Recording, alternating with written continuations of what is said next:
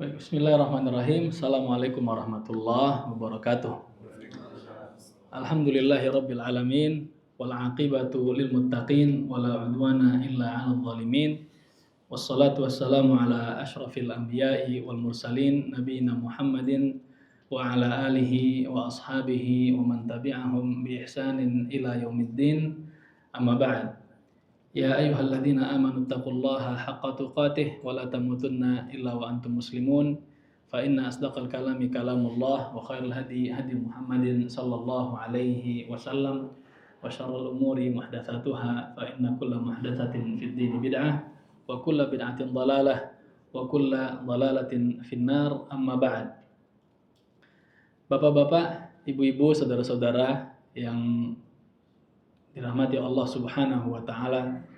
Alhamdulillah kita bersyukur kepada Allah Subhanahu wa taala atas segala nikmat dan karunia yang dengan nikmat tersebut, nikmat iman, nikmat Islam, kemudian nikmat waktu luang, kita masih diperkenankan oleh Allah untuk bertemu di masjid yang mulia ini dalam rangka mempelajari salah satu dari ilmu-ilmu agama yang pada kesempatan kali ini berkenaan tentang zakat.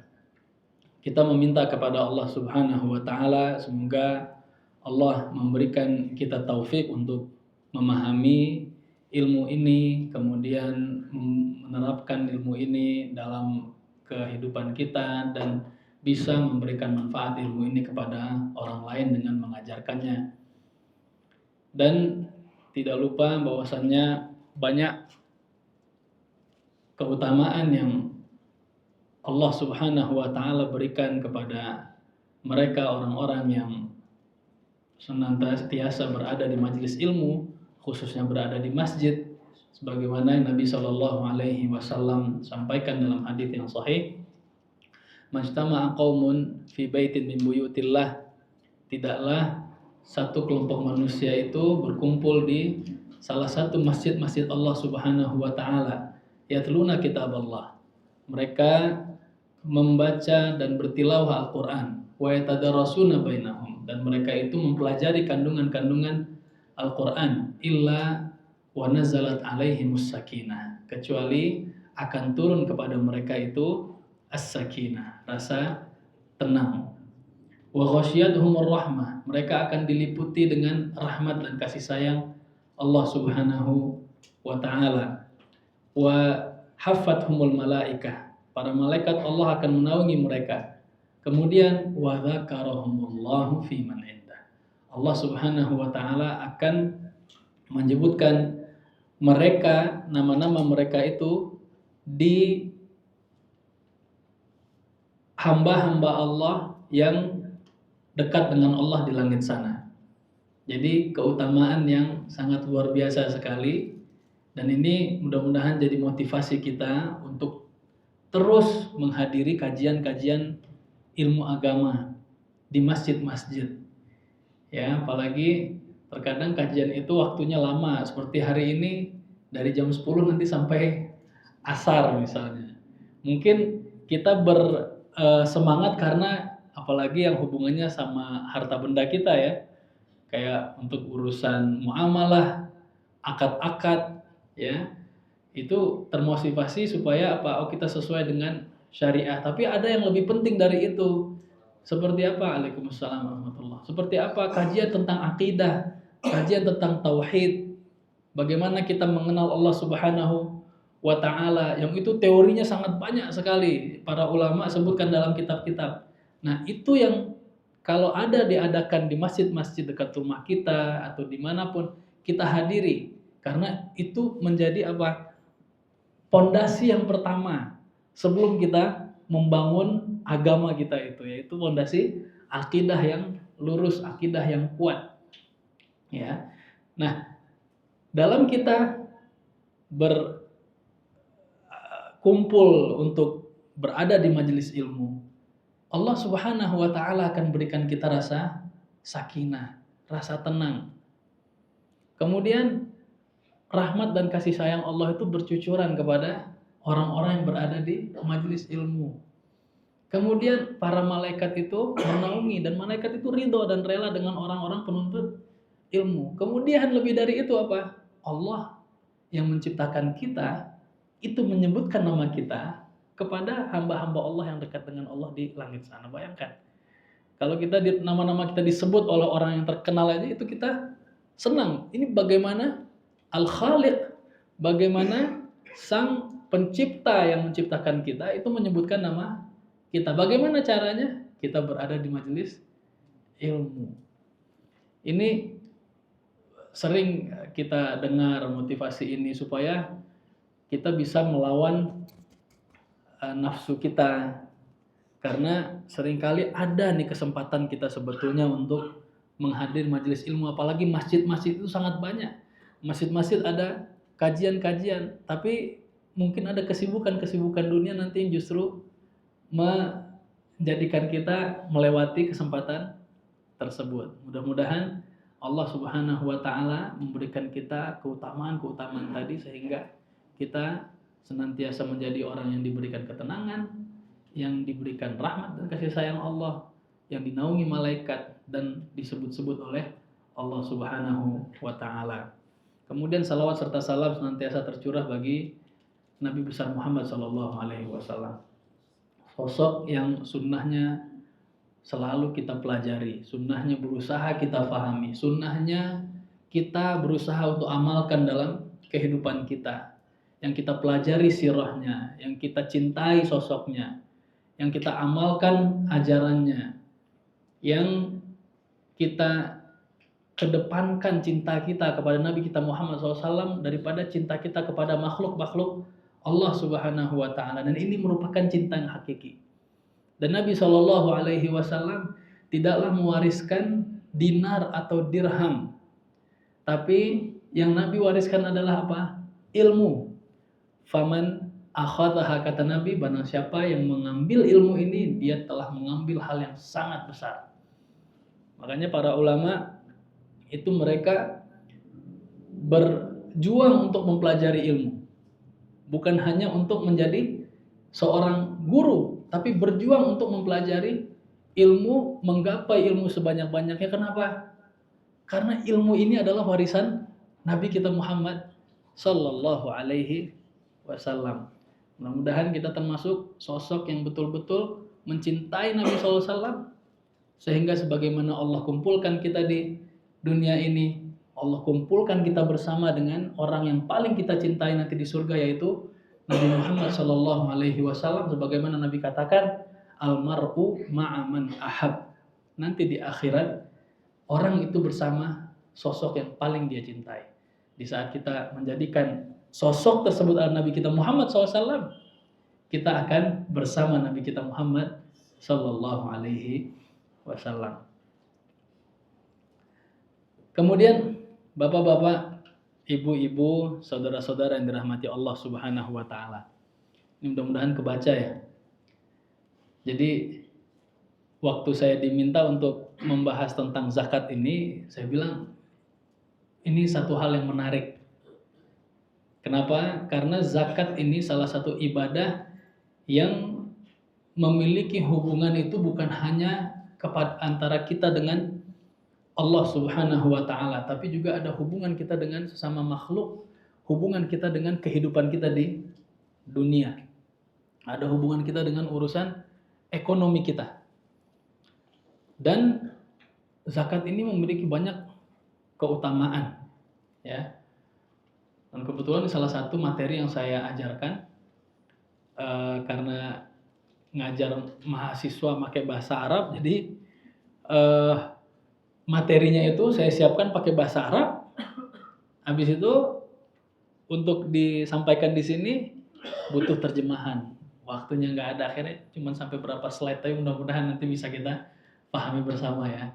Dan sekarang untuk menerjemahkan udah nggak susah lagi, sekarang tinggal klik nanti keluar terjemahannya. Ya. Baik. Sebagai pendahuluan, di sini kita sebutkan bahwasanya zakat itu sebagaimana kita ketahui adalah salah satu dari rukun Islam. Kalau sudah masuk rukun Islam berarti itu adalah hal yang sangat penting sekali. Hal yang sangat penting sekali. Allah Subhanahu wa taala itu menjadikan kita sebagai seorang muslimin ada berapa rukun untuk jadi orang Islam? Ada 5. Yang pertama adalah yang menjadi syarat pertama kali seorang bisa jadi seorang muslim. Syahadat dulu. Ya. Kemudian setelah syahadat tentu yang paling penting ya. Bagaimana kita mengikrarkan bahwasanya tidak ada Tuhan yang berhak disembah kecuali Allah dan bahwasanya Nabi Muhammad SAW adalah nabi dan utusan Allah. Kemudian yang kedua, sholat. Dan sholat ini adalah amal yang pertama kali nanti kita dihisab. Kata Nabi, kalau sholat kita betul, apakah kita langsung masuk surga? Gimana Pak? Enggak. Kalau sholat kita betul, baru kita diuji lagi amal-amal yang lainnya. Tapi kalau sholat kita nggak betul, gimana? Langsung dimasukin ke api neraka. Ya, itu bahayanya kalau kita itu tidak memperhatikan urusan sholat. Nah, zakat itu datangnya setelah sholat, rukun yang ketiga. Ya, itu menggambarkan betapa pentingnya zakat bagi kehidupan seorang muslim. Ya. Dan ini Allah Subhanahu wa taala seringkali menyambungkan ibadah zakat ini dengan ibadah sholat di dalam banyak dalil. Wa aqimus shalah wa atuz zakah. Dirikanlah sholat dan keluarkan zakat. Ya. Nah, kemudian zakat juga, wah ini ada yang keliru apa nih di sini? Tuhan, ini terjemahan kalau Tuhan yang Maha Esa itu berarti terjemahan ini ya, Pak. Terjemahan AI itu, ya.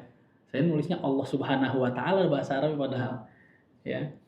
Nah, telah dengan doa dalam kitabnya dalam 80 ya, banyak di antaranya 82 tempat. Kemudian hubungan yang sempurna antara zakat dan doa dan hubungan erat. Ini doa maksudnya sih sholat nih. Ini juga keliru dalam penterjemahannya. Intinya di saat Allah Subhanahu wa taala menjadikan ibadah ini disandingkan dengan ibadah yang agung, itu adalah keagungan. Sebagaimana bakti kita kepada kedua orang tua disandingkan dengan ibadah kita kepada Allah Subhanahu wa taala. Di mana Allah Subhanahu wa taala memerintahkan kita untuk beribadah hanya kepada Allah, kemudian berbakti kepada orang tua. Kata Allah Subhanahu wa taala, "Wa qadha rabbuka alla ta'budu illa iyyah wa bil walidaini ihsana." Allah telah menentukan kepada kalian, mewajibkan kepada kalian, alla ta'budu illa iyyah, agar kalian itu jangan sekali-kali menyembah kecuali hanya Allah Subhanahu wa taala. Ini adalah tauhid dan ini asas dari agama kita kan. Karena di saat kita beribadah atau menjadikan sekutu bagi Allah, itu sudah masuk ke dalam perbuatan syirik. Dan syirik itu adalah perbuatan dosa besar yang paling besar.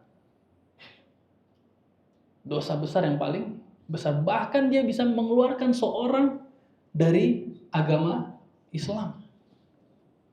Kalau dia sudah betul meyakini, itu dia sudah dikeluarkan dari agama Islam oleh syariat kita, oleh Allah Subhanahu wa taala dan oleh Rasulullah sallallahu alaihi wasallam.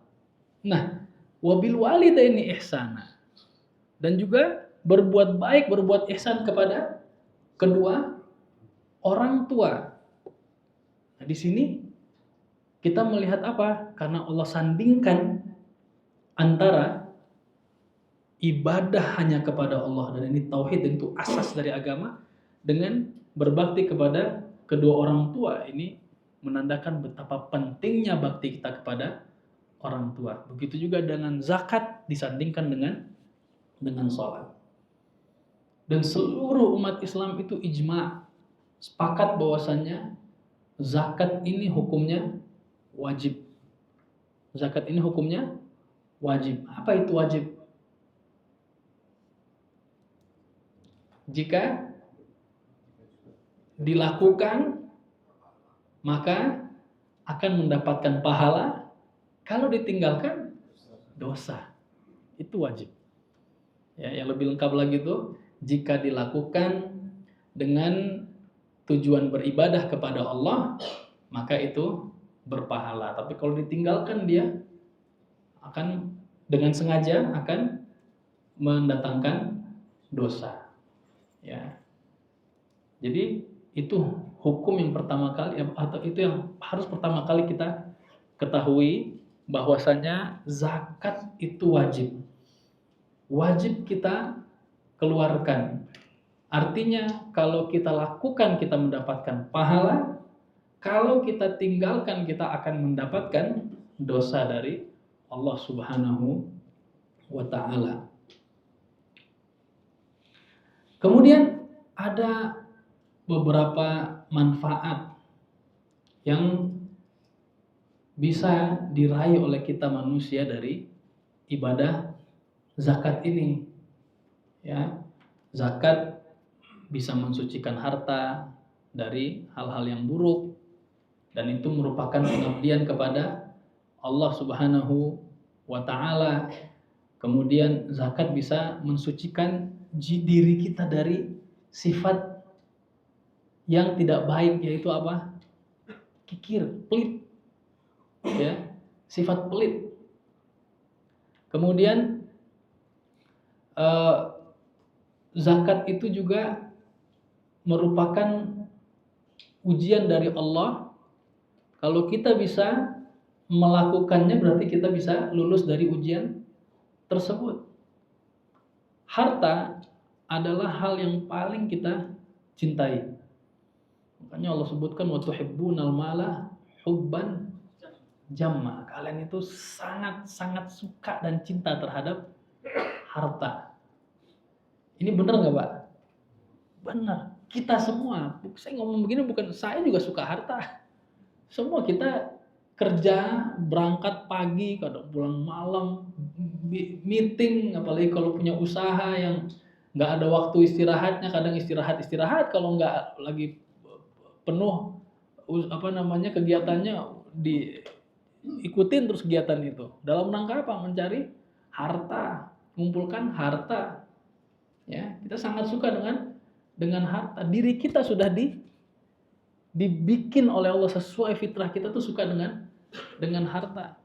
Nah, ujiannya apa? Dari harta yang diberikan oleh Allah. Kenapa kita katakan diberikan? Karena asalnya harta itu bukan punya kita. Harta itu bukan punya kita. Seluruhnya ini milik Allah. Bahkan diri kita ini milik Allah Subhanahu wa taala. Makanya dalam seorang muslim berpikir secara ekonomi, dia itu harusnya melihat apa? Oke, sekarang saya mencari rezeki, mencari harta. Dalam rangka apa?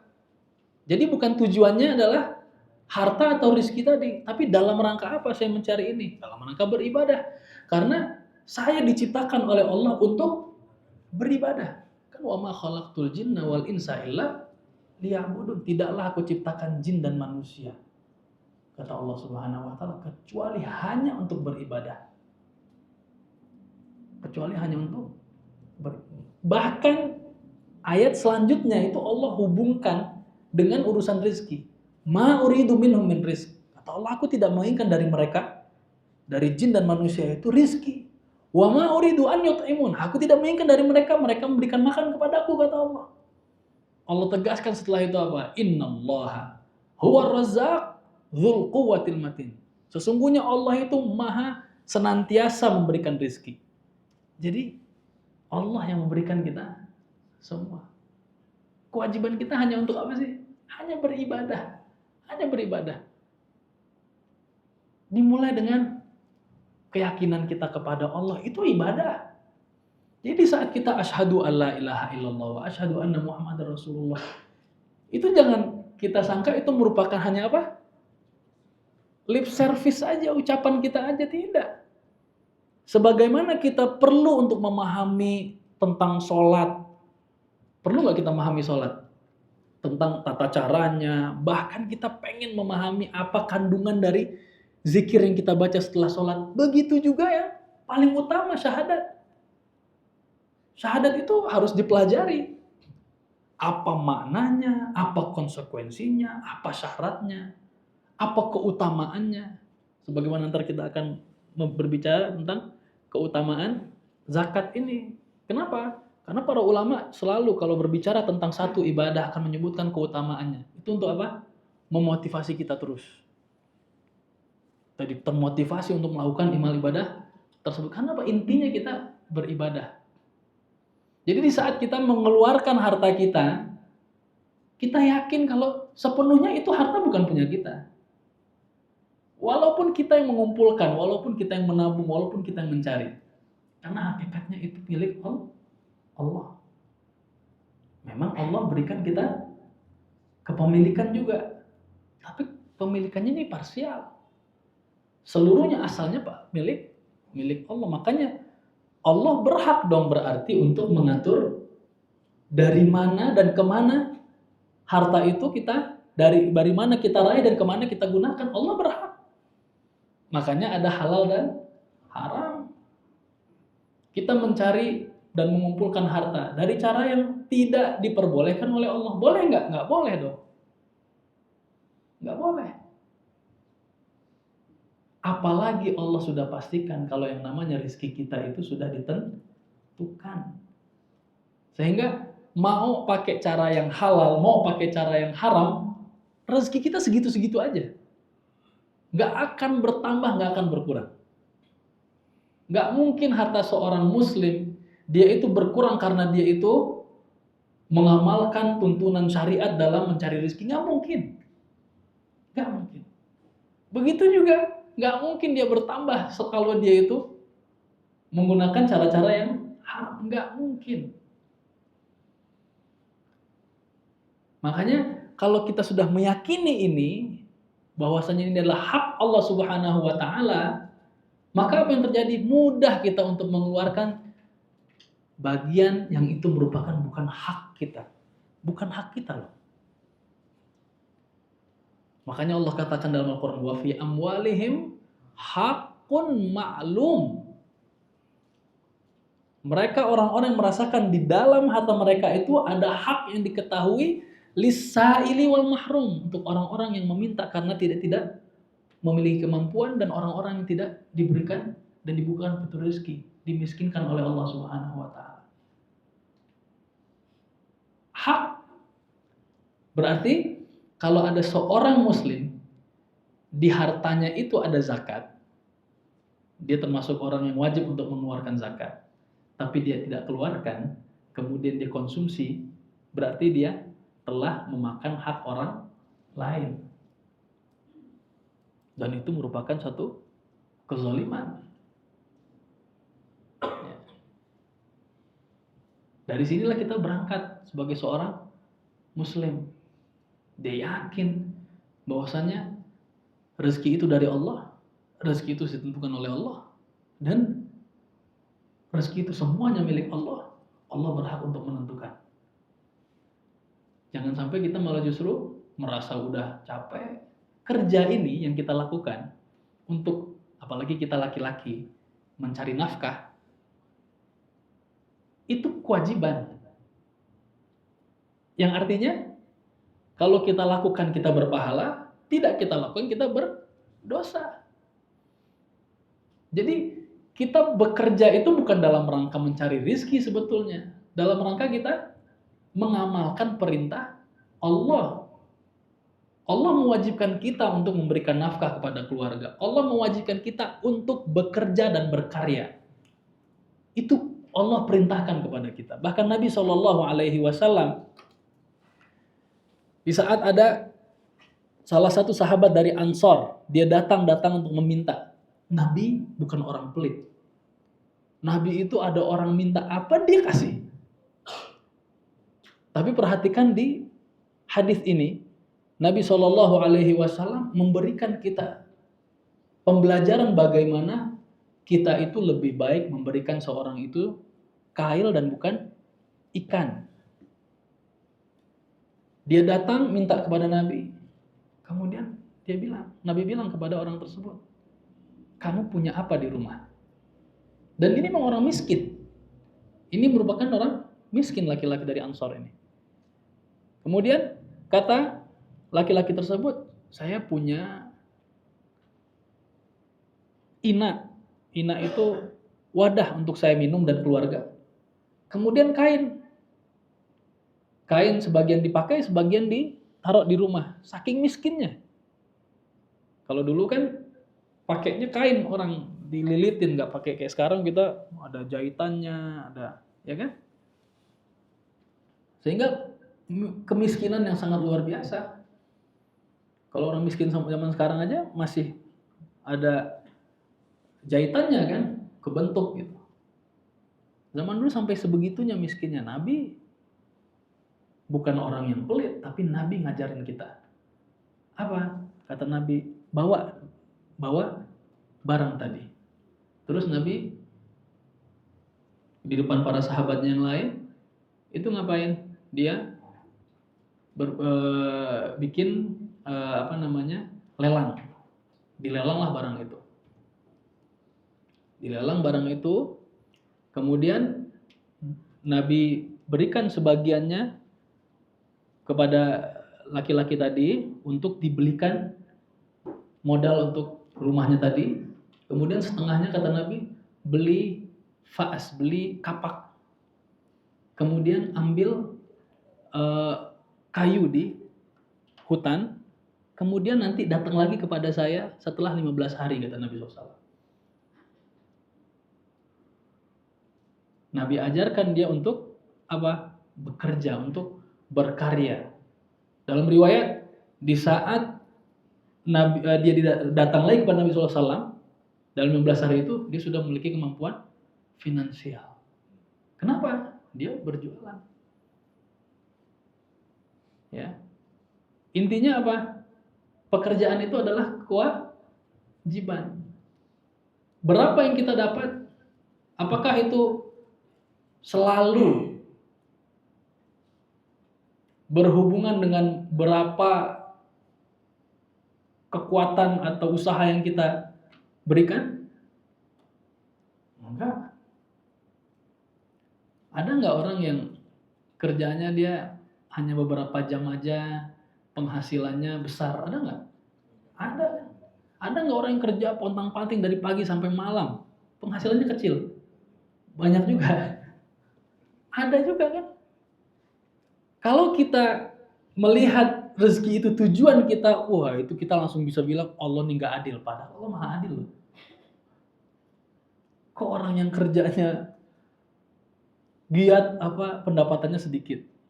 Untuk orang yang kerjanya sebentar aja pendapatannya besar. Itu urusan rezeki dari Allah.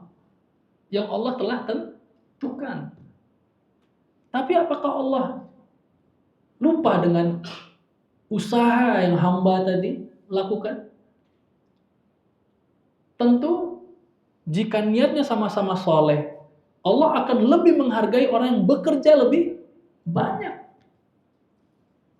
Kenapa? Karena itu ibadah. Makanya nggak akan ada lagi kita kayak perasaan kenapa orang itu kok kerjanya enggak. Kita akan termotivasi tadi. Oh, saya melakukan ini karena ibadah kepada Allah.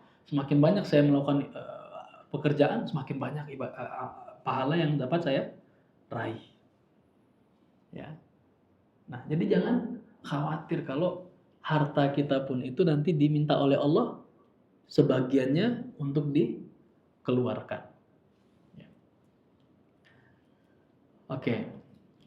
Kemudian kita masuk sekarang ke definisi dari zakat. Pengertian dari zakat. Apa itu zakat? Kita bagi menjadi dua pengertian sebagaimana yang ahli fikih biasa untuk sampaikan. Yang pertama secara bahasa dulu. Ya, secara bahasa dulu. Zakat dari zakka yuzakki atau zakka yazku. Itu artinya dalam bahasa itu apa? At-taharah. Suci. Dan an-nama, berkembang. Suci dan berkembang. Dari sini kita lihat apa? Bisa kita ambil pelajaran penting ya.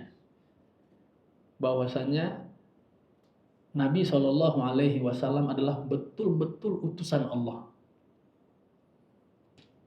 Dari mana?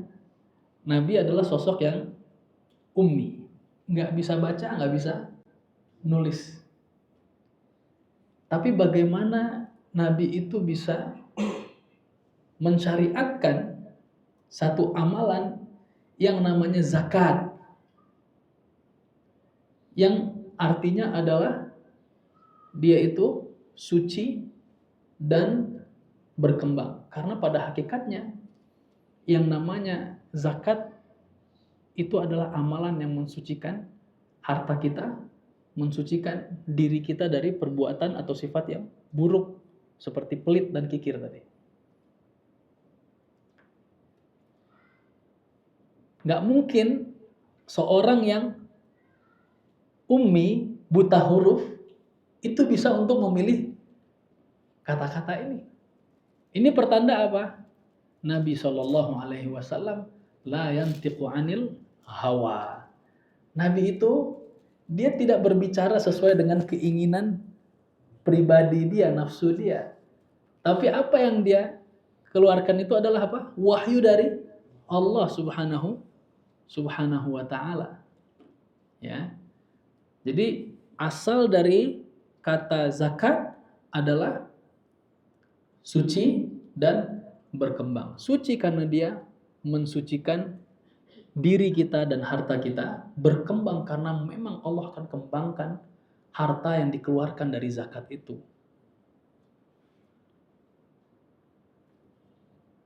Ini dikembangkannya itu secara maknawi dan secara hissi.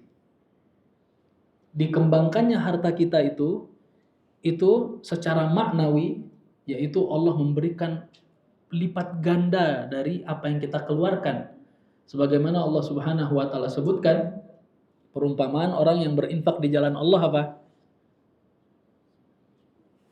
Kamathali habbah ambatat sab'a sanabil fi kulli sumbulatin mi'atu habbah. Perumpamaan orang yang berinfak di jalan Allah itu seakan-akan dia menanam satu biji. Dari satu biji itu tumbuh berapa tangkai? 7 tangkai. Kemudian setiap tangkai itu ada berapa buah? Ada 100 buah. Ada 100 buah. Berarti satu amal infak yang diberikan akan berbuah berapa? Minimal 700 berarti. Allah kembangkan itu. Pahalanya sangat besar. Dan Nabi Shallallahu Alaihi Wasallam sendiri katakan, mana qasat sadaqatun min mal. Gak akan harta itu berkurang karena sedekah. Dan zakat ini adalah sedekah yang wajib. Nah, sedekah itu ada 2 macam secara hukum. Ada yang wajib, ada yang mustahab, ada yang sunnah. Dan zakat ini sedekah yang wajib. Gak akan berkurang harta seseorang karena sedekah. Walaupun kalau hitungan-hitungan kita gimana, Pak? Kalau kita punya 100.000, kita sedekahkan 50.000, berkurang. Tapi coba hitung-hitung deh. Coba hitung-hitung. apakah betul-betul berkurang atau malah justru Allah tambahkan? Kalau saya pribadi, selama kehidupan ini nggak pernah yang namanya sedekah itu mengurangi harta saya, malah justru menambah harta. Pernah satu ketika ada yang minta, kemudian hitung, nggak apa-apa lah, dia butuh nih. Nggak taunya Allah ganti. Allah ganti. Sampai di akhir bulan harusnya habis, malah justru nggak habis. Dan saya sering, teman-teman tuh juga cerita demikian. Apalagi yang pengusaha sering nyebut tuh. Saya ini itu ada aja nanti rezeki dari ini, dari sini, dari sini, dari sini. Ya. Justru sebaliknya,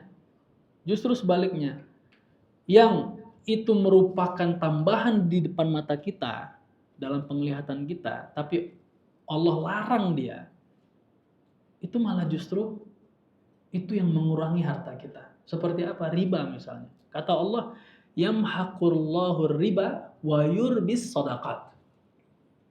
Allah itu yamhaq, betul-betul menghilangkan riba itu sampai akar-akarnya. Padahal riba itu kalau di dalam perhitungan kita berkurang atau bertambah? Bertambah dong. Kan nggak ada resiko di situ. Ngutangin orang, habis itu wajib dia balikin, tambah ada plus tambahan kan. Tapi di situ Allah bilang Allah yamhaq, Allah hilangkan sampai akar-akarnya. Sebaliknya wa yurbis shadaqat, Allah akan kembangkan sedekah. Ya. Dan zakat itu merupakan sedekah yang wajib, yang dia lebih tinggi daripada sedekah yang sunnah. Itu yang harus kita ketahui dan pahami.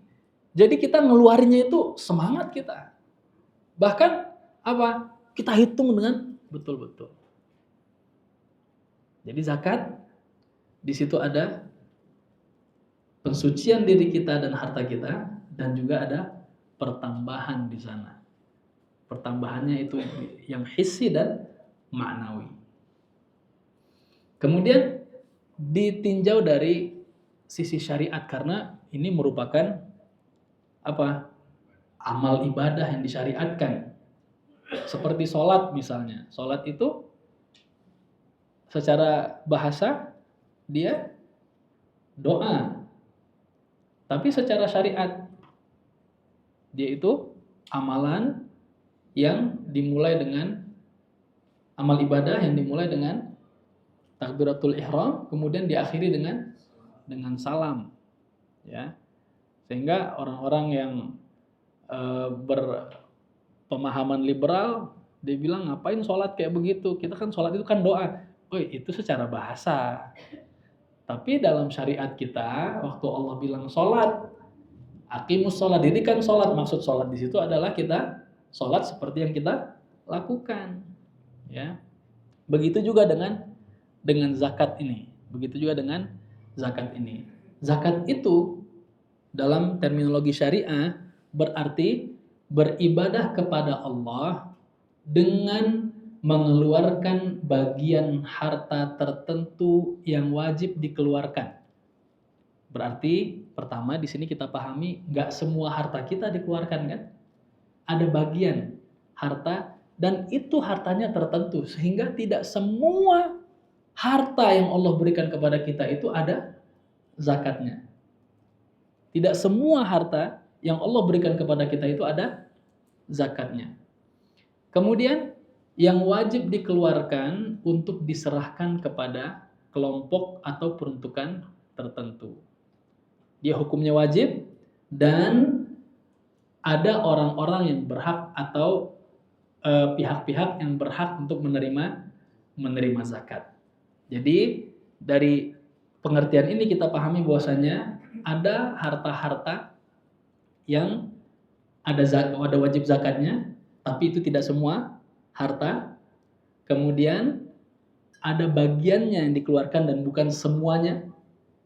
Kemudian peruntukannya itu ada dan ditentukan oleh syariat kita untuk siapa. Ya. Baik. Kemudian kita masuk kepada keutamaan zakat. Zakat ini memiliki keutamaan yang sangat besar. Ibadah yang sangat agung. Yang ini harus kita pahami sehingga orang yang melihat zakat itu dia bukan menjadi beban bagi dia. Justru dengan adanya keutamaan ini seharusnya seorang muslim dia itu bersemangat gimana dia bisa menjadi seorang muzaki, gimana bisa dia bayar zakat. Jangan kebalikan. Jangan kita enaknya orang yang dapat zakat dia nggak ngapa-ngapain dia dapat. Enggak. Seorang muslim itu dituntut kaya. Dituntut apa? Kaya. Kalau dia masih miskin juga itu udah takdir dari Allah Subhanahu wa taala, udah enggak. Berusaha ini itu yang penting dia berusaha. Makanya hidup ini hanya kita nikmati saja. Yang jelas enggak mungkin Allah Subhanahu wa taala menguji kita kecuali kita bisa melalui ujian tersebut. Kemudian juga dengan kita tahu muslim itu wajib menjadi orang kaya atau termotivasi jadi orang kaya, didorong menjadi orang kaya, ya dia seharusnya saat mendapatkan misalnya seorang muslim miskin dia dapat harta dari zakat, dia berusaha untuk terus kembangkan, ya. Sehingga tidak menjadi tangan di bawah terus. Nah, yang pertama dari keutamanya itu adalah tadi sering dikaitkan antara ibadah sholat dengan ibadah zakat. Kemudian keutamaannya selanjutnya bahwasannya zakat itu adalah rukun Islam yang ketiga tadi sudah kita sebutkan. Kemudian menunaikan zakat ini merupakan indikasi ketakwaan kita kepada Allah Subhanahu wa taala dan sebab yang memasukkan orang ke dalam surga. Allah Subhanahu wa taala menyebutkan dalam surah Al-Baqarah wa tazawwadu. Berbekallah. Kita hidup di dunia ini harus berbekal untuk menghadapi kehidupan di akhirat. Dan itu sudah pasti. Bahkan kehidupan kita di akhirat itu lebih lama daripada kehidupan kita di dunia. Kehidupan dunia ini berapa tahun sih kita bisa produktif? Berapa tahun, Pak? Kira-kira 70 tahun tuh kita masih produktif nggak? Bisa kerja sana sini apa? Kebanyakan dari kita nih udah nggak bisa, udah turun. Makanya kata Nabi SAW, umru ummati ma baina sittin wa sab'in. Umur umatku ini antara 60 dan 70 tahun. Makanya kebanyakan kita manusia meninggal di usia 60-an sampai 70-an. Kebanyakan itu. Tapi sesudah itu kita pindah kemana? Dari alam dunia ini ke alam kubur, alam barzakh. Untuk nunggu berada di alam ini aja lama. Karena sampai nunggu hari kiamat. Nabi SAW lebih dari 1400 tahun yang lalu berada di alam barzakh. Para sahabatnya, para ulama yang terdahulu begitu juga. Berarti kita butuh untuk apa? Berbekal tadi. Wa tazawwadu, berbekallah kalian. Apa kata Allah? Fa inna khairaz zadit taqwa. Sebaik-baik bekal itu adalah ketakwaan. Nah, zakat ini merupakan indikasi ketakwaan seorang muslim. Ya. Dari mana kita bisa mengatakan hal tersebut?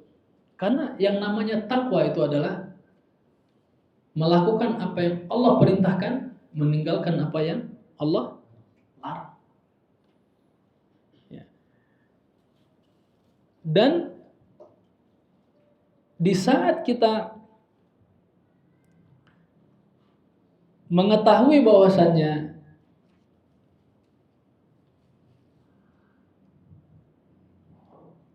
zakat ini adalah rukun Islam yang ketiga, berarti kita wajib untuk melakukannya. Kalau kita lakukan, berarti kita sudah menggapai ketakwaan. Karena kita melakukan apa yang Allah perintahkan. Sebaliknya, kalau kita tidak melakukan, maka berarti kita tidak mengindahkan apa yang Allah perintahkan. Ketakwaan kita lemah di sana. Ya.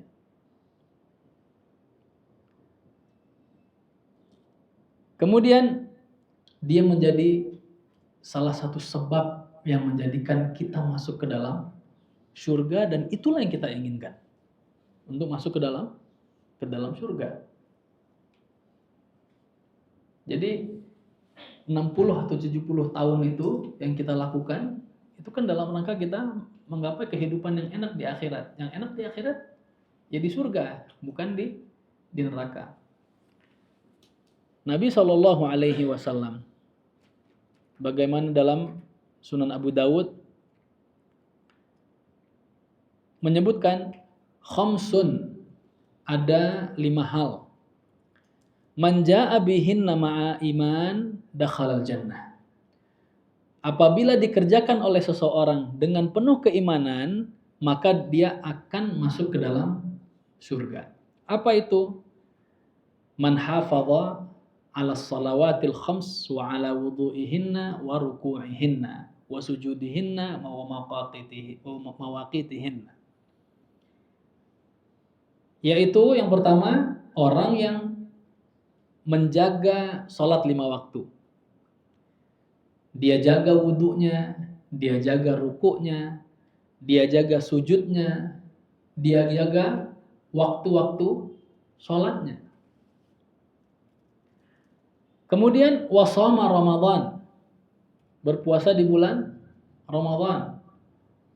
Wa hajjal baita in istata'a ilaihi sabila, melakukan haji jika mampu. Wa a'ta zakah tayyibatan biha nafsuhu wa addal amanah. Dan dia mengeluarkan zakat dengan penuh kesadaran dari diri dia, dan juga menunaikan amanah. Lihat, zakat ini adalah salah satu dari yang menjadikan kita masuk ke dalam surga. Kemudian rutin mengeluarkan zakat merupakan salah satu sebab seorang hamba mampu menggapai derajat as-siddiqin dan asy-syuhada. Ya. As-siddiqin, mereka dimulai dari malaikat-malaikat Allah Subhanahu wa taala yang tidak pernah berbuat dosa, tidak pernah bermaksiat kepada Allah Subhanahu wa taala. Dan mereka juga para anbiya, mereka orang-orang yang jujur dalam keimanan mereka, itu as-siddiqun. Dan asy-syuhada, yaitu mereka orang yang meninggal di jalan Allah Subhanahu wa taala. Kemudian orang yang berbuat zakat itu bisa menggapai derajat yang susah itu. Kalau kita lihat para orang-orang yang jujur keimanannya, nggak usah kita bilang malaikat, nabi dan rasul. Itu bisa jadi alasan bagi kita apa? Kan mereka pilihan Allah. Ya. Mereka dipilih jadi malaikat, mereka terpilih jadi nabi dan rasul. Bagaimana dengan para ulama, dimulai dari para sahabat yang mereka juga punya pilihan sebagaimana kita punya pilihan. Para sahabat punya pilihan iman dan kufur pada saat itu. Dia memilih iman kepada Rasulullah Shallallahu Alaihi Wasallam. Para ulama, Imam Abu Hanifah, Imam Malik, Imam Syafi'i, Imam Ahmad, yang mereka berjuang di jalan Allah, mereka mempelajari agama Allah, mereka terapkan dalam kehidupan mereka, mereka sebarkan. Jadi mereka capeknya itu dalam rangka mengumpulkan ilmunya capek, kemudian menerapkan ilmunya capek, termasuk sana mendakwahkannya, kemudian bagaimana mereka menyebarkan ilmu dengan mengajarkannya dan juga menulis buku-buku itu capek semua. Capek mereka. Dari mereka ada yang kencing darah untuk mencari satu hadis. Dari mereka ada yang kerja dulu di pasar sebagai kuli panggul untuk bisa pergi ke satu tempat untuk belajar. Bahkan Al-Imamul Bukhari, Muhammad ibn Ismail, yang kita kenal Rawahul Bukhari, kalau udah ada hadis diriwayatkan oleh Imam Bukhari, ada keraguan nggak kita? Wah, enggak. Diriwayatkan oleh Al-Imamul Bukhari dalam kitab sahihnya. Bahkan kata para ulama apa? Kitab paling sahih setelah Al-Quran. Bayangkan. Itu susah hidupnya. Bahkan meninggal di pinggir jalan, bukan nggak kayak kita meninggalnya. Pinggir jalan. Dalam keadaan difitnah orang, difitnah penguasa saat itu. Al-Imamul Bukhari. Susah nggak kira-kira kita untuk menggapai derajat orang-orang tersebut? Susah nggak Pak? Tapi mau nggak? Oh mau banget kan? Mau banget kita untuk, nah dengan zakat ini kita bisa meraih derajat tersebut, bayangkan. Dan ini kemudahan dari Allah Subhanahu wa Ta'ala. Kata Nabi Shallallahu Alaihi Wasallam, udah pindah ke sini sih. Nah, kata Nabi Shallallahu Alaihi Wasallam kepada seseorang yang datang kepada dia dari Bani Qudha'ah. Itu dia bilang, orang itu bilang ke Nabi Shallallahu Alaihi Wasallam, wahai Rasulullah, sesungguhnya aku telah bersaksi bahwasannya tidak ada Tuhan yang berhak disembah kecuali Allah, dan bahwanya engkau adalah utusan Allah. Dan aku telah melakukan dan mendirikan sholat 5 waktu. Dan aku telah berpuasa di bulan Ramadan. Dan aku telah menunaikan zakat. Apa kata Nabi SAW? Man mata ala hada kana minas siddiqina wasyuhada. Barang siapa dia meninggal dunia dalam keadaan demikian, maka dia itu meninggal dalam keadaan as-siddiqina wasyuhada. Derajatnya derajat orang-orang siddiq yang jujur dalam keimanannya dan meninggal di jalan Allah Subhanahu wa Ta'ala. Kemudian yang selanjutnya, setiap orang yang mengeluarkan zakat dengan dia penuh kesadaran, nggak berat dia mengeluarkan zakat tersebut, dia akan menggapai nikmatnya dan manisnya iman. Nabi Shallallahu Alaihi Wasallam pernah bersabda, "Salatun man fa'alahunna faqad ta'ima ta'mal iman." Ada 3 orang yang dia kalau mengamalkan ini, ya, dia telah merasakan nikmatnya iman. Iman ini kalau udah nikmat di diri kita, Bapak Ibu sekalian, apa yang Allah perintahkan kepada kita itu akan terasa mudah dan justru menjadikan diri kita itu, badan kita itu baik. Dan subhanallah, malah justru penelitian-penelitian sekarang itu memperlihatkan apa? Hal-hal yang dilakukan itu merupakan hal yang baik bagi kesehatan. Misalnya sholat itu sekarang orang bilangnya itu baik bagi kesehatan itu. Kemudian bangun di malam hari, ya, baik bagi kesehatan. Berpuasa, puasa baik bagi kesehatan. Kita alhamdulillah sebelum tahu ada manfaat kesehatan, kita melakukan itu karena keimanan. Karena kita merasakan nikmatnya iman.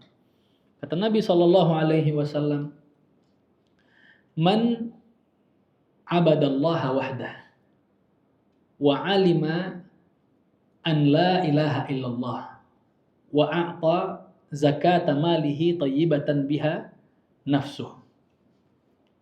Barang siapa yang mereka beribadah hanya kepada Allah Subhanahu wa ta'ala, beribadah hanya kepada Allah Subhanahu wa ta'ala, kemudian dia mengetahui bahwasannya tidak ada sembahan yang berhak disembah kecuali Allah Subhanahu wa ta'ala, dan dia mengeluarkan zakat dengan senang hati. Dia merasakan nikmatnya iman. Sebaliknya, bagi orang-orang yang tidak mengeluarkan zakat itu ada ancaman tersendiri.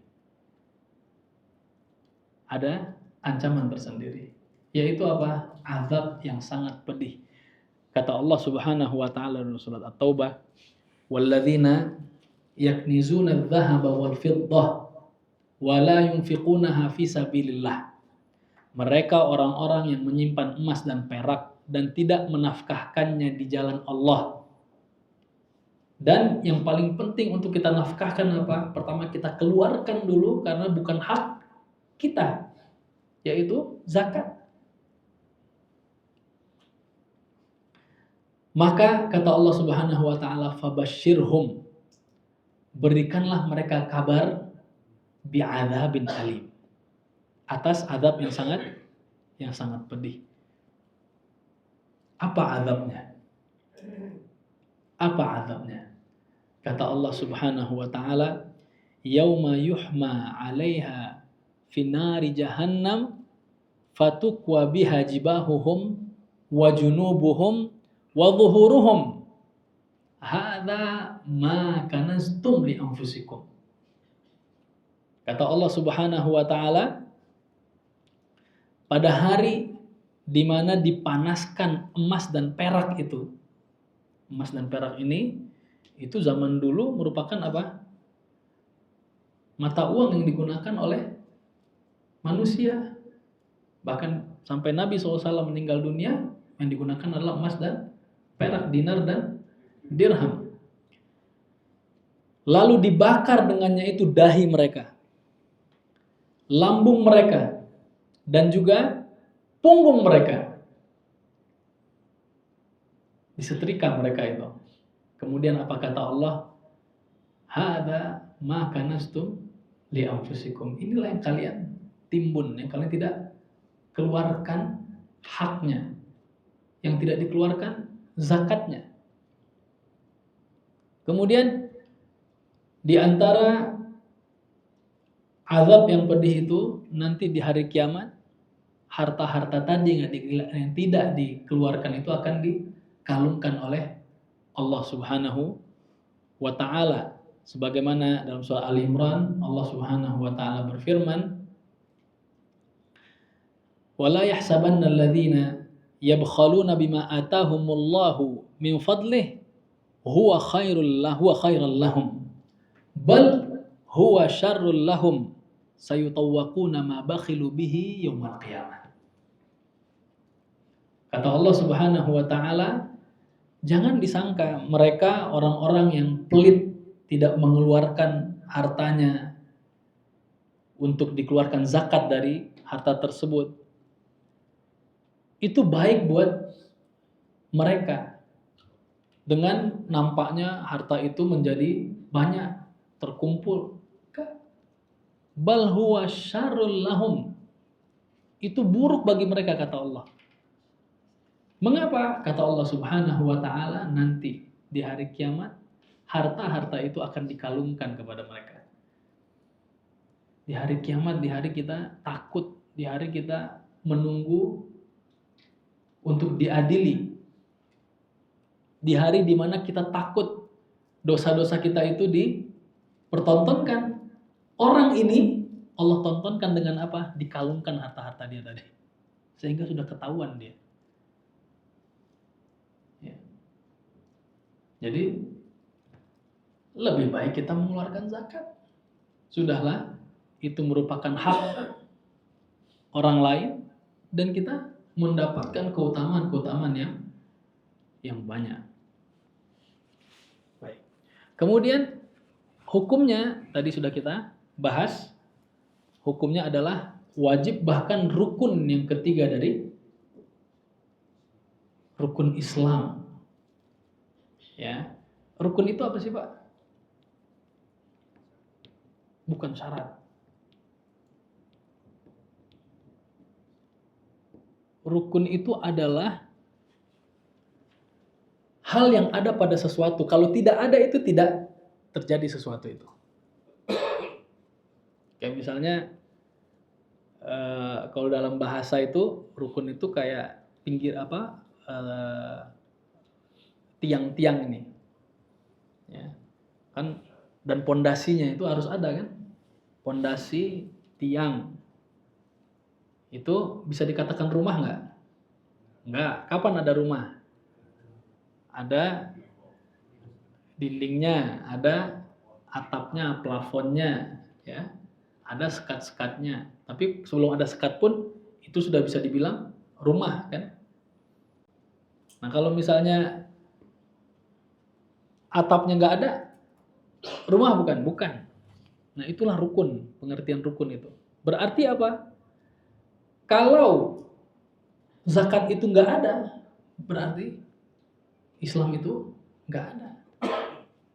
Ya. Berarti sangat penting nggak zakat itu? Sangat penting sekali dalam kehidupan kita sebagai seorang Muslim. Ya. Kemudian ada beberapa hikmah kenapa zakat itu disyariatkan. Ya, ada beberapa hikmah kenapa zakat itu disyariatkan. Yang pertama adalah tentu menyempurnakan keislaman seseorang karena dia merupakan rukun Islam. Kemudian dia merupakan bukti kejujuran iman seseorang kepada Allah Subhanahu wa taala. Tadi kita katakan harta itu sangat kita cintai. Di saat kita beriman kepada Allah dan dengan iman itu kita katakan Allah adalah zat yang paling kita cintai. Nah ini pembuktiannya. Allah perintahkan kita untuk mengeluarkan zakat dari harta kita yang tadi kita juga cintai. Jika kita bisa lakukan, berarti itu merupakan kejujuran iman kita kepada Allah Subhanahu wa taala. Kemudian dia mensucikan sifat kita, akhlak kita sebagai manusia. Khususnya yang berkenaan dengan hubungan kita dengan orang-orang yang tidak mampu. Yaitu membantu mereka. Jangan sampai kita pelit terhadap saudara kita. Dan inilah yang dibangun oleh Nabi Shallallahu Alaihi Wasallam. Dalam syariat kita, perintah untuk memberikan itu banyak. Entah itu perintah yang wajib atau perintah yang sunnah. Perintah yang wajib untuk memberikan zakat. Dan perintah yang sunnah lebih banyak lagi hadiah. Kemudian dalam bulan Ramadan kemarin kita memberikan berbuka, wakaf. Hari ini berapa teman-teman yang menjadikan kesempatan ini jadi ladang pahala juga untuk tadi ada ini nggak tadi Bang Oscar makan pagi ada mau roti, nanti makan siang ada makan siang juga. Wah enak banget. Bayar nggak tadi Pak? Enggak. Mudah-mudahan pahalanya besar bagi yang bukan hanya kita aja tapi juga orang yang melancarkan acara ini, ya. Dan siapa yang bisa memberikan itu? Orang yang punya apa nggak punya? Yang punya. Yang punya itu orang kaya berarti dia kan. Dia sudah memiliki kelebihan dari harta kebutuhan dia bisa berikan sebagiannya. Itulah makanya kita dituntut sebagai seorang muslim untuk menjadi orang yang kaya. Tapi kalau minta-minta gimana hukumnya, Pak? Haram. Oh, minta-minta ada hukumnya haram. Dia nggak ada hukumnya makruh, nggak ada. Haram hukumnya. Dilarang berarti kan? Haram kebalikannya wajib. Kalau dilakukan dia berdosa, ditinggalkan berpahala. Berarti kita nggak boleh jadi orang miskin. Terus berusaha. Tapi kalau kenyataannya kita miskin, kita sudah berlepas diri dan kita udah berusaha. Bukan karena sebab kita bermalas-malasan. Ya. Dan justru nanti kita akan ketahui bahwasannya zakat ini adalah salah satu instrumen dalam ekonomi itu untuk apa? Untuk pembagian distribusi kekayaan. Ya. Orang miskin kalau betul-betul diterapkan zakat, Pak, nggak akan kita temukan miskinnya kayak sekarang tuh nggak. Walaupun mereka tetap miskin, tapi tingkat untuk konsumsinya itu meningkat. Makanya orang miskin di Indonesia beda sama orang miskin di Qatar misalnya. Qatar tuh, iya Pak ya. Mungkin orang miskin di Qatar, wah orang menengah ke atas di sini jangan-jangan, ya. Karena apa? Pemerintahnya udah menyediakan semuanya. Anak lahir, Pak. Anak lahir bukan cuma gratis rumah sakitnya. Teman saya lahiran katanya, itu yang orang Qatar asli ya, itu dikasih tanah anaknya itu. Oh, saya mah kasih tanah. Enak banget. Jadi bukan cuma dikasih uang. Ya, kalau di Kuwait masih dikasih uang anaknya itu. Ini dikasih tanah. Kita lahir aja takut ya. Lahiran takut. Walaupun sebetulnya ya, karena kita manusia yang nggak yakin aja kalau itu justru udah Allah berikan pos-posnya. Ya. Banyak harta, banyak anak, banyak rezeki. Saya setuju sama bapak-bapak yang dulu bilang banyak anak, banyak rezeki. Memang anak itu bukan jadi penghambat rezeki kita.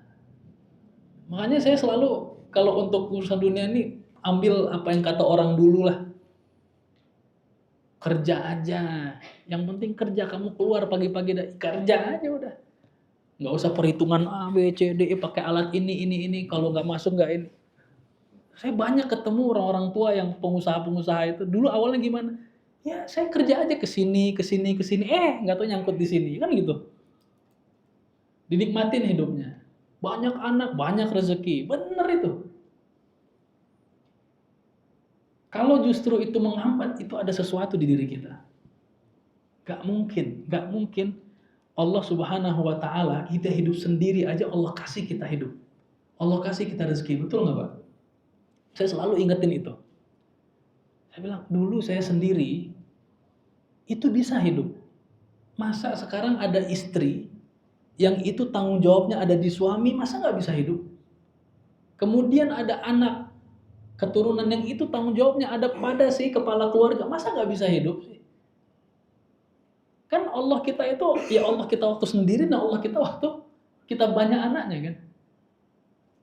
Tapi kita ditakut-takutin sama akhirnya berubah lah orang-orang takut punya keturunan. Karena nanti wah kesehatan lah, inilah, itulah ya Allah.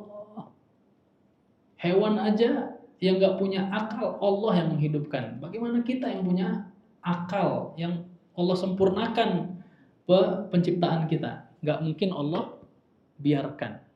Nggak mungkin Allah biarkan. Kemudian apa? Eh, melapangkan hati. Melapangkan hati kita. Karena ketika seorang memberi, apalagi kita memberi harta, maka dia akan merasakan kelapangan dalam jiwanya. Dan ya ini sekali lagi banyak yang orang rasakan. Banyak sekali orang yang merasakan hal demikian.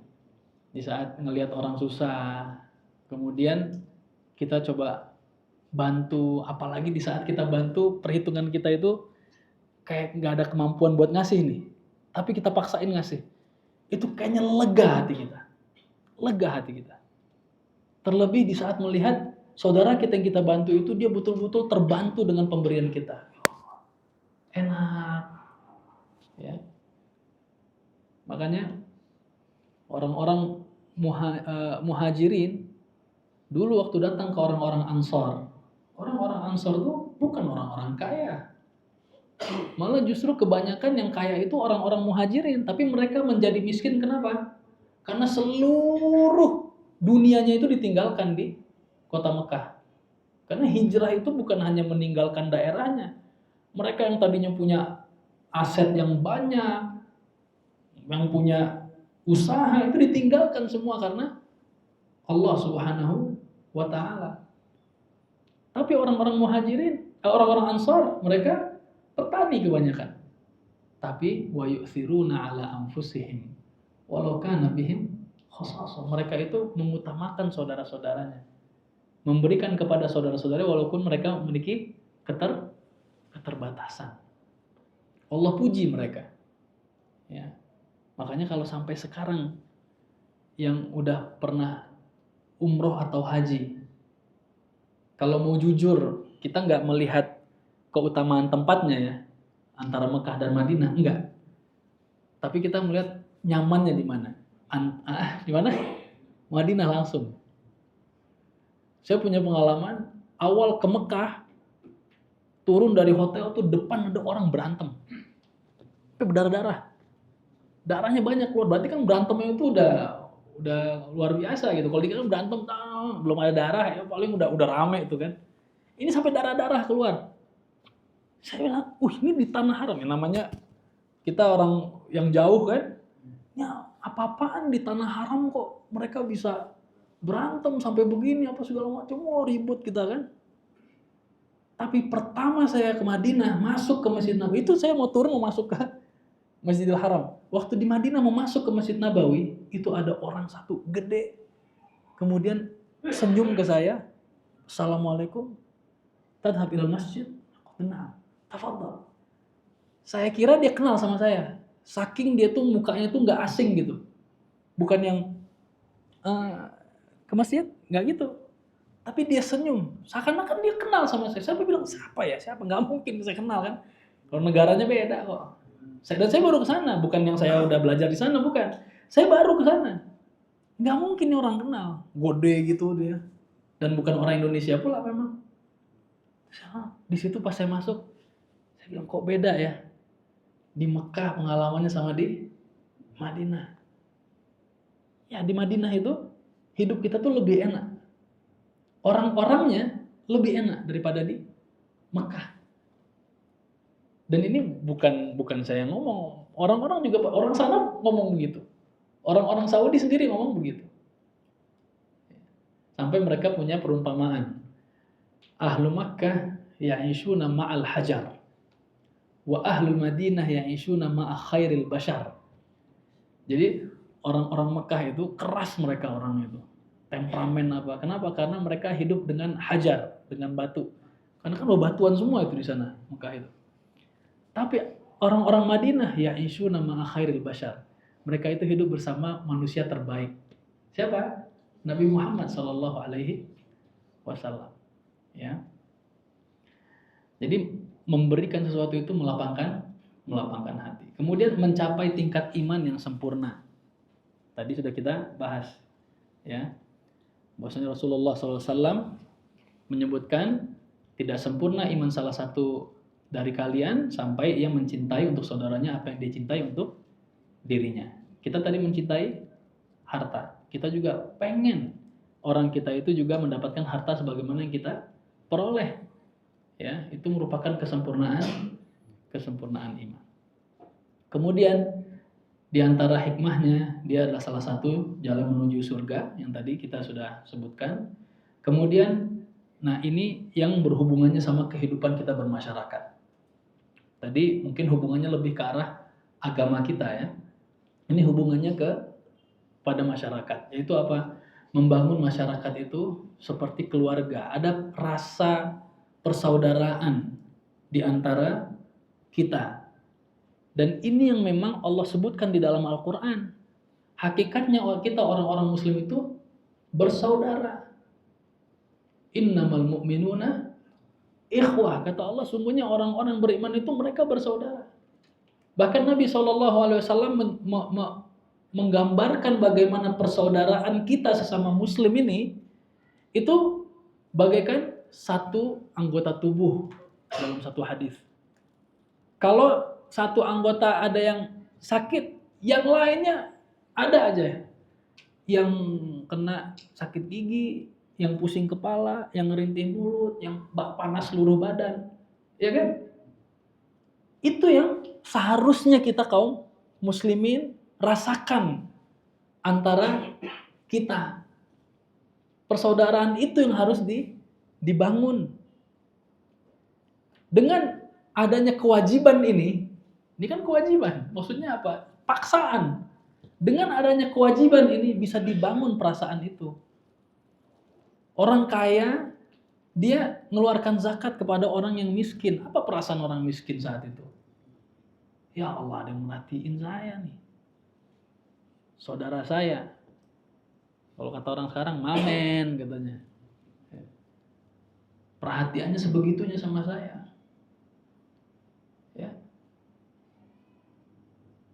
Jangan cuman kayak sekarang kita perasaannya terbakar ngeliat saudara-saudara kita di Palestina di bumi hanguskan di apa. Masa di saat saudara kita udah tersiksa baru sih kita punya perasaan itu? Masa sebelum itu kita nggak ada perasaan itu sih? Ya kan? Ini pelajaran penting buat kita bagaimana kita memperhatikan hubungan kita dengan seorang muslim. Ya. Di saat video-video itu tersebar, baru kita mulai nangis, ya Allah ini benci apa. Tapi berselang sebentar ketemu teman-teman ketawa lagi bisa. Kita udah bisa lupa keadaan saudara kita di sana. Ya.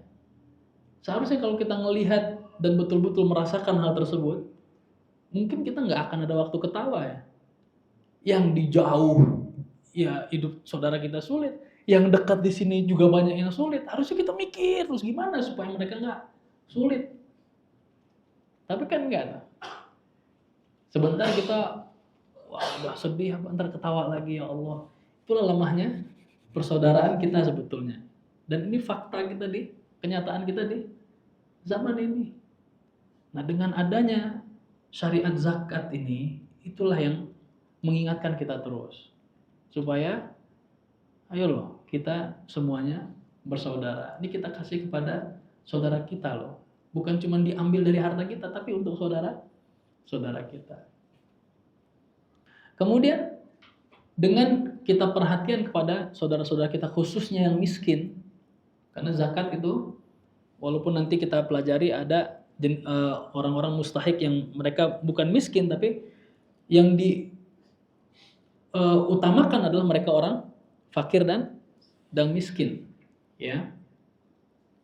Dengan demikian amarah orang-orang miskin itu bisa kita redakan dengan adanya zakat ini. Ya. Kalau ada ketimpangan ekonomi, yang kaya makin kaya, miskin makin miskin, yang miskin makin banyak, kesel nggak sama orang-orang kaya. Kesel kan? Kita sekarang nih misalnya, kita diperintahkan untuk taat kepada waliul amr. Dan itu memang akidah kita, keyakinan kita demikian. Tapi di saat Allah pertontonkan misalnya kehidupan orang miskin, bagaimana kehidupan orang yang harusnya mengurusi kita, tapi kehidupannya mewah, kesel nggak? Sebenarnya kesel gara-gara apa coba?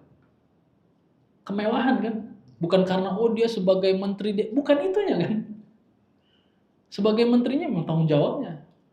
Tapi di saat ada hal demikian, di situ kita diuji oleh Allah Subhanahu wa taala. Sehingga betul nggak kita ini masih bisa taat kepada waliul amr kita selama itu dalam ketaatan? Ya. Apa malah justru kepikirannya buat ayo kita gulingkan, ayo kita aduh. Masih lemah kita, antar kita aja masih belum ini, mikirnya udah jauh banget ke sana. Ya.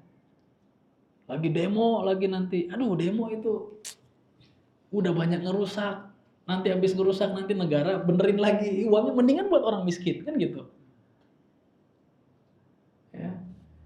Jadi amarah orang miskin itu kepada orang-orang yang kaya dengan adanya bantuan-bantuan buat orang miskin, tentu ini merupakan bantuan. Buat orang kaya ini adalah kewajiban. Ya, itu akan meredamkan amarah-amarah tadi. Bapak-bapak yang jenggotan-jenggotan sekarang nih. Aneh nggak kalau jenggotan itu di tengah masyarakat kita sekarang? Aneh, padahal kita jenggotan kenapa? Supaya dibilang aneh? Enggak, saya nggak mau. Saya jenggotan karena Nabi jenggotan, saya Allah berusaha untuk melihat jenggot, kan gitu. Supaya kita terus berpahala kan? Tidur kita juga pahala. Makanya jangan jadiin jenggot nih supaya kelihatan dibilang ngaji. Jangan. Karena Nabi kita dulu berjenggot. Nabi nyuruh kita pelihara jenggot. Udah jenggotan supaya berpahala. Tidur pun berpahala, jalan berpahala. Ya. Kemudian kan aneh. Karena masyarakat kita belum mengerti hal ini nih. Terus kita pelit, kira-kira gimana? Jangan kita pelit, Pak. Kita biasa-biasa aja. Itu orang bilang, nih apa nih jenggot? Mesti begitu. Tapi coba, kalau kita meringankan beban saudara kita yang miskin dengan kita ngasih zakat, kita ngasih bantuan, jenggot jadi masalah nggak, Pak? Nggak akan jadi masalah. Nggak akan jadi masalah. Dan itu harusnya kita terapkan. Jadi bukan jenggotnya aja sesuai sunnah, baiknya juga sesuai sunnah Nabi Shallallahu Alaihi Wasallam. Ini nggak ada masalah sebetulnya. Ya. Kita ke masjid terus masalah? Enggak, sebetulnya nggak ada masalah. Coba kita juga ini, orang malah justru bisa terdorong untuk, ini orang yang kaya aja ke masjid, masa gue yang miskin kagak ke masjid, kan gitu. Malah justru kita bisa menjadi sebab hidayahnya orang lain. Ya. Kemudian hubungannya lagi selanjutnya apa? Mencegah kejahatan ekonomi. Kalau ada cerita Robin Hood, Robin Hood itu kenapa dulu ceritanya? Bukan dulu, emang nggak ada ceritanya ya. Dia mencuri orang kaya untuk ngasih ke orang miskin. Padahal kan mencuri tetap, ya, mencuri. Nah, tapi seakan-akan itu menjadi bagus, ya, pahlawan. Kenapa? Membantu orang miskin. Orang miskin kesel kan sama orang-orang kaya tuh. Dengan adanya perpindahan kepemilikan tadi melalui zakat apa segala macam, orang yang dapat zakat ngerasa tercukupi dan dia tahu ini dari saudara-saudara yang kaya, akhirnya dia bisa menginikan diri dia dapat menahan diri dari perbuatan-perbuatan mencuri, ya, begal, dan juga perbuatan-perbuatan maksiat yang lainnya. Yang Allahu a'lam, saya yakin kayak yang berhubungannya sama perzinahan itu ekonomi juga kebanyakan. Saya yakinnya begitu. Ya. Saya yakinnya itu karena urusan ekonomi. Oke. Kemudian selanjutnya adalah syarat-syarat zakat. Nah, ini udah mulai fikihnya nih sekarang nih. Udah mulai fikih zakatnya nih. Zakat diwajibkan pada harta dengan dua ketentuan. Jadi tadi kita sebutkan kan, nggak semua harta itu ada wajib zakatnya. Para ulama sudah menentukan syarat-syaratnya. Kalau terpenuhi ini, berarti ada zakatnya. Ketentuan dari wajibnya zakat kepada harta, terhadap harta ini, itu yang pertama harus ada syarat-syarat yang terpenuhi dulu. Kalau syarat-syarat ini nggak terpenuhi, berarti nggak ada zakat di harta itu. Makanya kita harus memahami betul apa syarat-syaratnya. Kemudian tidak adanya halangan. Tidak adanya halangan. Soalnya syarat-syaratnya terpenuhi semua nih, hartanya sudah mencapai nisab, sudah 1 tahun, punya utang. Nah, itu hutang ini menjadi halangan. Lihat dulu, di saat dikeluarkan hutangnya, ini berkurang nggak nisabnya? Kalau berkurang nisabnya berarti sudah tidak wajib lagi zakat. Ya. Nah, dari sini kita melihat bahwasannya zakat ini bukan ibadah yang kayak semacam perampasan harta, tidak. Ketentuannya ini justru lebih ke arah meringankan beban ternyata, bukan memperberat beban pensyariatan itu.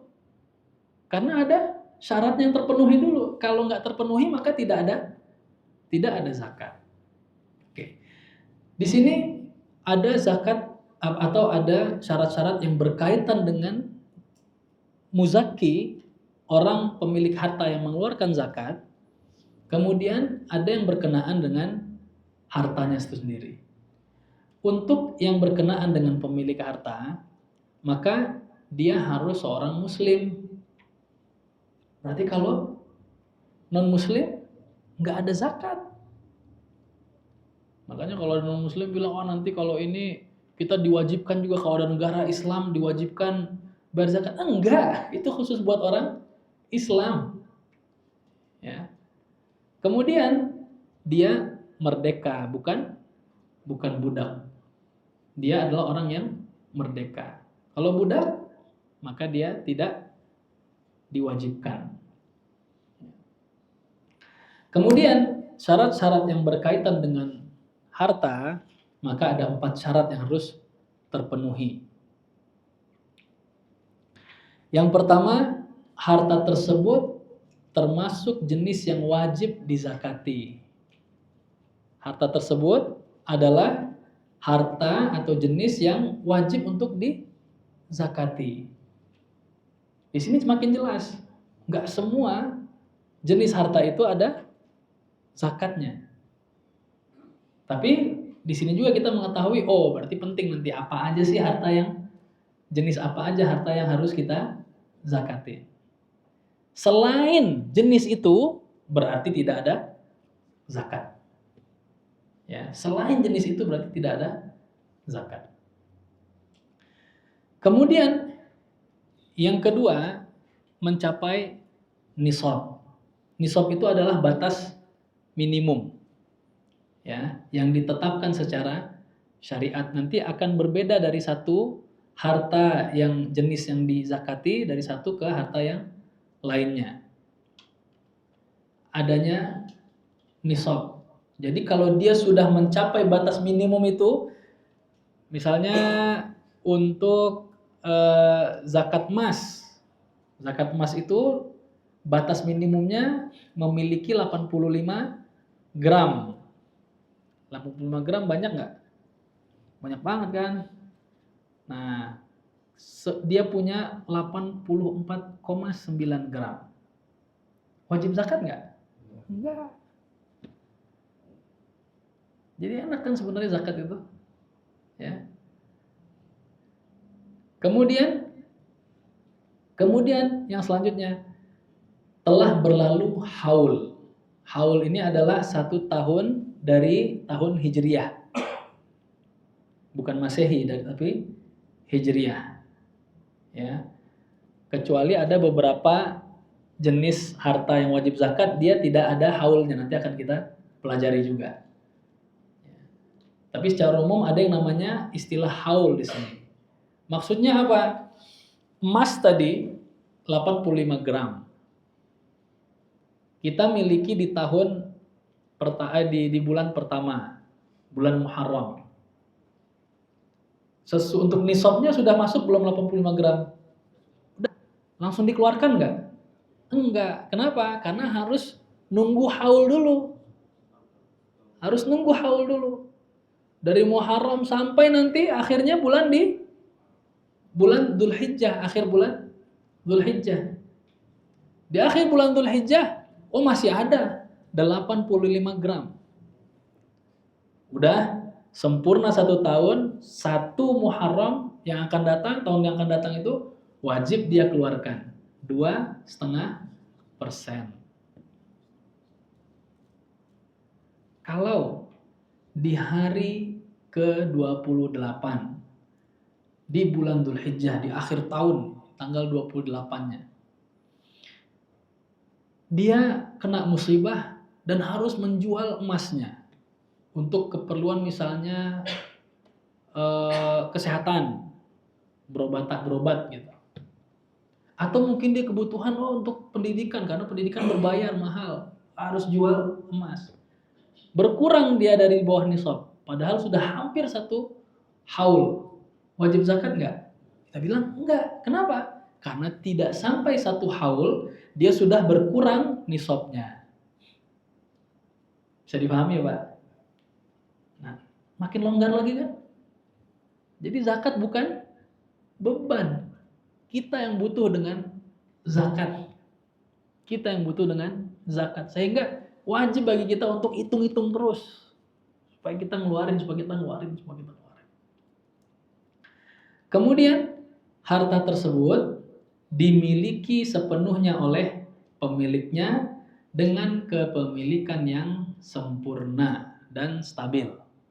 Ya, nggak naik turun. Kadang ini, kadang nggak. Makanya kalau sudah di bawah nisab, ya dia sudah tidak ada kewajiban lagi. Nah, dia sepenuhnya maksudnya apa? Memang punya dia sepenuhnya 100%. Bukan punya setengahnya punya dia, setengahnya punya istrinya misalnya. Nabung emas nih. Nabung emas. Istrinya punya tabungan diinin emas. Kemudian suaminya juga nabung emas. Dua-duanya punya serat, jadi 85 gram misalnya. Wajib zakat nggak Pak? Enggak. Kenapa? Karena udah ada punya istrinya, mesti dia dikurang dari 85 gram. Kecuali kalau di atas itu dilihat punya istrinya berapa. Misalnya dia punya 100 gram berdua nih. Terus dilihat punya istrinya berapa? Rupanya punya istrinya cuma 10 gram.